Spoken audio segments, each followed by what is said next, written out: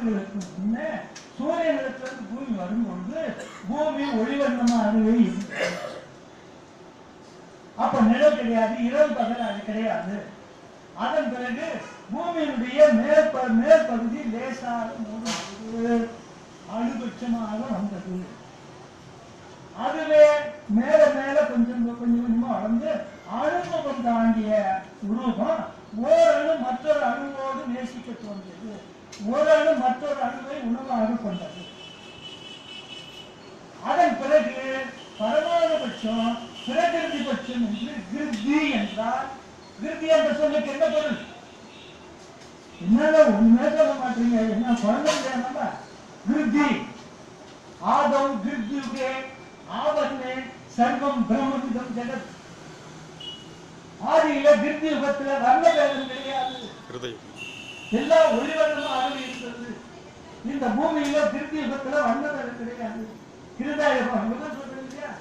கிருதா திரேதா துவாபரி. கிரேதா என்றால் கிருதி, வார்த்தைகள் தோன்றிய காலம். அப்பதான் பேச ஆரம்பிச்சாம. அதுக்கு முன்னே பேச்சுக்கிற பையன் இயக்கத்தில் மக்கள் உலகத்தில் கையினால் உரை காலம் இருந்திட பைய நாவை அசைத்த கலந்தது ஐயை கால்களை கொண்டு வரணும். அப்பதான் முதல் மனித வாயை அசைக்கும் போது தமிழ் தோன்றுதான். அதுக்கு முன்ன செய்கையால் இருந்தான். அதுக்கு முன்ன உணர்வால பழை கொண்டு வரணும். உணர்வால இப்பயும் பல ஜீவராசிகள் வாழ்கின்றன. மிருகங்கள் தான் உணர்வாலவே பழகும். வெகு தூரத்தில் தன்னுடைய இடம் இருந்தா இங்க இருந்த உணர்வால புரிந்து கொள்ளும். பல மிருகங்கள் அப்படி இருக்கு. மனிதனுக்கு அதை போல பல மடங்கு ஆற்றல் உள்ளது. எல்லாருமே பொருள் காலத்தை வீடே கழிக்கணும். அதனால இந்த உணர்வு என்ற ஒன்று விருதி என்ற வார்த்தை உண்டான காலம். அந்த வார்த்தை தான் அந்த இரண்டாவது பிரகிருதி பட்சம். ஒரு அணு தன்னுடைய உணர்வு அலைகளை மற்றொரு அணுவுக்கு உணர்த்தும். ஒரு மனிதன் தன்னுடைய நிலையை மற்றொரு மனிதனுக்கு தெரிவிக்கும். இதுக்கு பிரகிருதி மற்ற ஜீவராசிக்கு உணர்த்தும். பிரகிருதி பட்சம். பிரகிருதி பட்சம் அதுக்கு பிறகுதான் சம்பு பட்சம். சம்பு என்பதற்கு தாவரங்கள் என்று பொருள். சம்பு என்பது தாவரங்கள்லாம் தோன்றிய காலத்துல முதல் மரம் என்று வந்தது நாவல் மரம். அதனாலதான் அதுக்கு சம்பு என்று. சம்புன்னு ஒரு தாவரத்துக்கு தண்ணீர் சேத்துல பாத்துக்கீங்களா? பட்ட பட்டையா வர வழியா சம்பு. சம்பு அந்த மாதிரி தாவரங்கள் சம்பு தாவரங்கள் தோன்றிய சம்பு பட்சம். அதன் பிறகுதான் மனிதன் மனித இனம் ஓர் அறிவிலிருந்து 2 அறிவு 3 அறிவா வந்து மனிதனா வந்து. இந்த மனித இனத்துல அறிவியல் கலைகள் கூடுதலாக வந்து ஒரு மனிதன் தன்னை போல் வரும் பிற மனிதனுக்கு தன்னுடைய கண்டுபிடிப்பை வழங்க விரும்பினான். ஒன்று, ஒரு மனிதன் தான் ஈட்டியவற்றை பிறருக்கு கொடுக்க வேண்டும் என்ற நிலையில் இருக்கிறார். ஒரு மனிதன் அடுத்த மனிதனுக்கு உபகாரம் இருக்கிறார். பூமியில தோன்றிய ஜீவராசிகள்ல மனித இனம் ஒன்றுதான் மனிதனையே நம்பி வாழ்கின்றன. உண்மையா? மனித இனம் ஒன்றுதான் மனிதனையே நம்பி வாழ்வு. மாட்டை பிடிச்ச வீட்டுல கட்டி வச்சிருக்காங்க. இவனை நம்பி அது வாழல. இவன் தேவைக்கு கட்டி வச்சிருக்கான். மற்ற ஜீவராசிகள் யாரையும் நம்பி வாழல.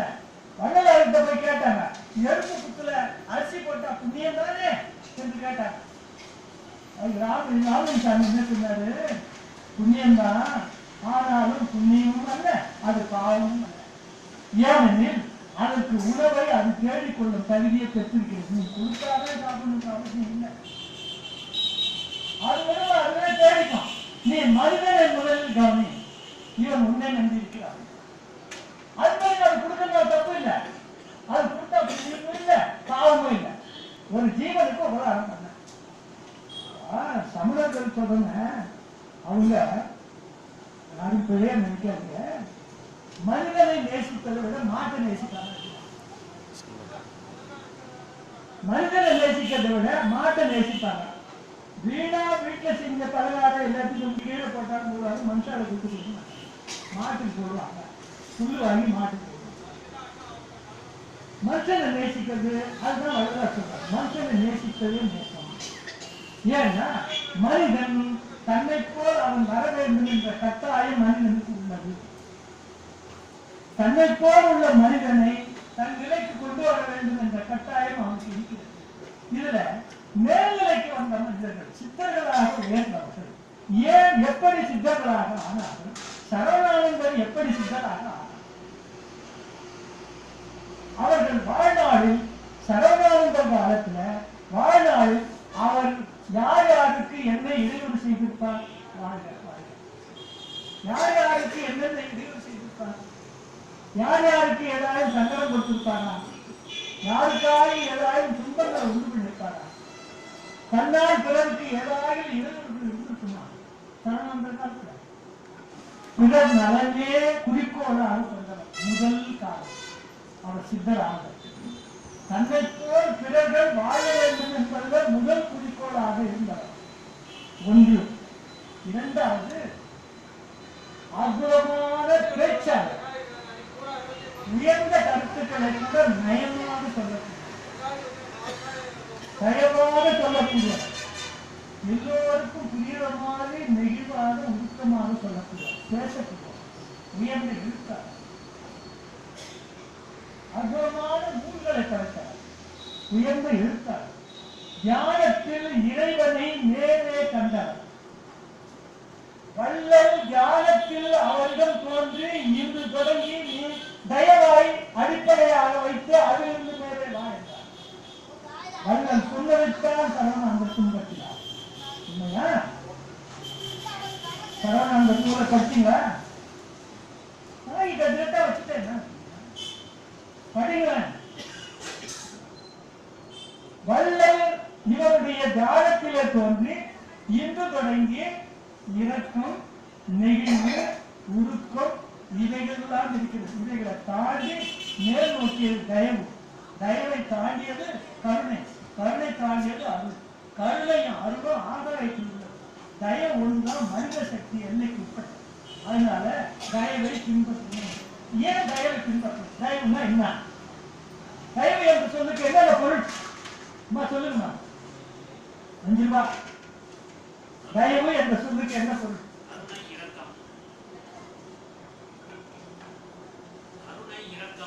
அதுதான் இருக்குல்ல. இந்த சொல்லுக்கு என்ன பொருள்? கருணை, இரக்கம். இரக்கம் வந்து இரக்கம் என்ற சொல்லுக்கு என்ன பொருள்?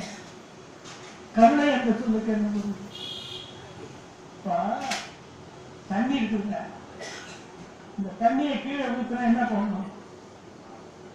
கீழே இறங்கி போகுதியா? தண்ணியை தரையில ஊத்துனா கீழே இறங்கி போகுது. அதுக்கு தண்ணிக்கு இறக்கம்னு பேரு. அந்த ஊத்துற இடம் எப்படி இருக்கும்? ஈரமா இருக்கும். அது இறக்கம் பேரு. அதுக்கு நீருக்கு ஈரம் இறக்கம் என்று. யார் உடம்புல நீர் அதிகமாக இருக்கிறதோ அவர்கள் இறக்கம் உள்ளவர். நீர்த்தன்மை கொண்டவர் இரக்கம் உள்ளவர் இல்லைங்களா? அதே மாதிரி ஒரு உறவினரையோ ஒரு தெய்வ கோயிலுக்கோ போனா தன்னை அறியாத நெகிழ்ந்து உருகிடுவார். அந்த உருக்கம் உள்ளவரை உருக்கமானவர் சொல்றது. இது ஒரு வழி. மேல தயவு உள்ளவர்களை ஏன் அப்படி சொல்றோம்? தயவு என்பது இந்த உருக்கம் என்பது நிலம் சம்பந்தப்பட்டது. ஈரம் என்பது நீர் சம்பந்தப்பட்டது. தயவு என்பது தேயு என்ற அக்னி சம்பந்தப்பட்டது. அக்னி ஒன்றுதான் தோன்றும் இருக்கும் மறைவும். அக்னி இல்லாத இடமே இல்லை. நெருப்பு இல்லாத இடமே இல்லை. ஒத்துக்கிறீங்களா? இந்த இடத்துல ஒத்துக்கிச்சு இல்லை. அதுவே ஒரு நெருப்பு மூடி ஒரு கூடையை போட்டு மூடிட்டா நெருப்பு ஏறி வச்சு விளக்கு ஏற்றி உள்ள விளக்கு எரியுமா? ஒரு விளக்கு ஏற்றிட்டு ஒரு கூடையை போட்டு ஒரு இடத்தை போட்டு மூடிட்டு அந்த விளக்கு எரியுமா? அது வேண்டிய பிராணவாயு இல்லைன்னா இல்லை. ஆனா எங்க பிராணம் இருக்கிறதோ அங்கெல்லாம் அக்னி இருக்கும். அதுக்கு தயவு என்று பெயர். ஏன் தயவை அவ்வளவு உயர்வாக எடுத்துக்கொண்டோம் என்றால் தேயு என்ற அக்னி தத்துவம் ஆனது. தயவு என்பது தயவு என்று உங்களுக்கு சொல்றேன்னா, தயவு என்பது தாய்மையானது. தயவு என்பது தாய்மையானது. ஏன் தாய்மை சொல்றோம்? ஏன் தாய்மை என்று சொல்றோம்? ஒரு தாய் தன் பிள்ளை எந்த ரூபத்தில் இருந்தாலும் அவனை வெறுக்க மாட்டான். வெறிபிடித்தனும் மனந்தனை வெறுத்திடாதான். நான் மனுஷனுக்கு மனிதன் அவங்க பிள்ளைக்கு வெறியே பிடிச்சி வச்சு அப்பதான் என் பிள்ளை வெறி பிடிச்சவன் என் மாணவன் வெறி பிடிச்ச மாட்டான். ஐயோ என் பிள்ளைக்கு இப்படி ஆயிடுச்சு, அந்த பிள்ளைய நினைச்சு ஊருவா. அவன் பிறந்ததிலிருந்து அவன் மடியில வரையிலும் எவ்வளவு காலம் ஆனாலும் இவன் என் பிள்ளை, நீ என் பிள்ளை, அதனாலே இவன் என் பிள்ளை என்று நினைத்தான். ஒரு தாய்க்கு நிகராக தெய்வத்தையே காண முடியாது என்றார். அதனால்தான் அவர்களாம் தாயாகி தந்தையுமா முன்ன தாயப்பட்ட அப்புறம் தான் தந்தை. இவன் தான் அவங்க அப்பா சொன்னாதான் தெரியும் அவனுக்கு. அம்மா அப்பா பாருங்க, அம்மா இல்லையா இல்லைன்னா அதனால்தான் அகவல் எழுதும்போது அஜயா அகவல்ல முன்ன தாயை காட்டி பின்னால தன்னை சொல்வார். 110 1100 அகவல்ல. அதனால தாய்மை என்பது தெய்வமானது, தாய்மை என்பது தயவானது, தாய்மை என்பது தேயு என்ற அக்னி தத்துவமானது. அதனால்தான் தாய்மைய தொட்டா அழிவிடுவான், எரிஞ்சிடுவான். தாய்மைய பிள்ளையா நினைச்சா இவன் நெருப்பாயிடுவான், எரிஞ்சிடுவான். அதனால்தான் தாயை தெய்வமாக கொண்டது. அதை போலவே இப்ப நான் சொல்ல வந்த செய்தி என்னன்னா, ஒரு தாய் தன் பிள்ளையிடத்தில் எந்த மாதிரியான அன்பை நேசிக்கிறாரோ அந்த மாதிரி யார் தன்னை போல் உள்ள மனிதர்களை எல்லாம் நேசிக்கிறாரோ அவர் தயவானவர், அவரே சரவணானந்தர். ஏனெனில் சரவணானந்தர் ஒரு தாயை போன்றவர், அவர் தயமானவர், அவர் தேயு என்ற அக்னியானவர். அவர் இந்த தரணியில தாய்மை குணம் பெற்றதினாலே தான் வல்லவே வந்து தயவை பின்பற்றி என்றார்.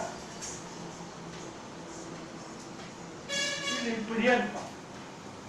இவர் படைத்த படைப்பு இந்த பூமியிலே வாழணும் என்றால் அவர் எந்த நிலைக்கு வாழணும்? இப்ப நான் சொல்ல வந்த செய்தி என்னன்னா, மனம். இவர் படைத்த படைப்பு மனமாக பரவுகிறது, அது மாண்பு பெறுகிறது, பல்லாயிரம் மாணாக்கர்களை உருவாக்குகிறது. மனம்தான் மாணாக்கர்களை உருவாக்குது.